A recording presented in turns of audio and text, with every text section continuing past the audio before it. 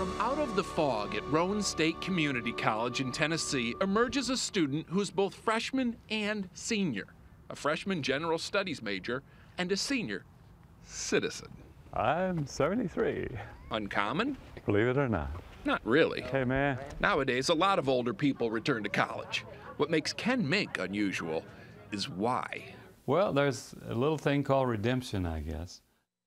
Back in 1956, Ken was at Lee's College in Kentucky. Freshman class council, I'm right here. Star on the basketball team. This is me. Kid had it all. You know, I can still remember everybody on these pages. Until one day, Ken got summoned to the president's office.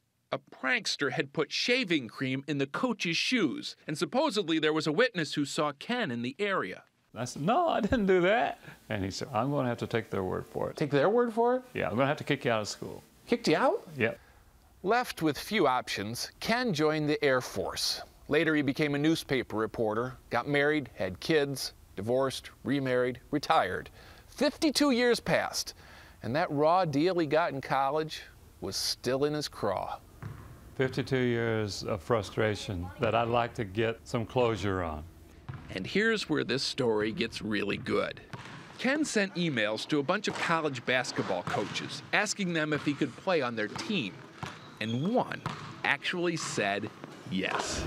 Hey, kids. There's no question, I'm a soft touch. Randy Nesbitt says he agreed, partly because he felt sorry for Ken, and partly because he thought the novelty of it might draw a crowd. I think we averaged 10 orders of nachos and cheese a game, and I thought we'd get up to 30.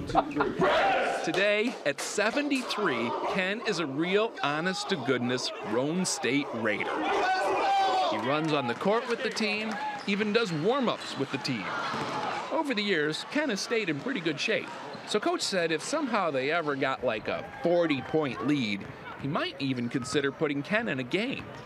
And wouldn't you know, first game of the season, Raiders up by 40. It was like I arrived, I'm back, and thinking, is this a Twilight Zone? Ken got the ball 3 times.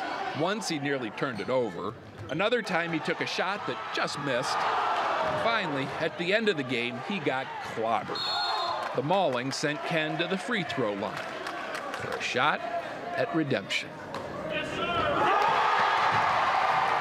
When Ken made that basket, and of course, the one after, he became the oldest person to ever score in a college basketball game, shattering the old record by more than 20 years. Who knows how great a player he might have been.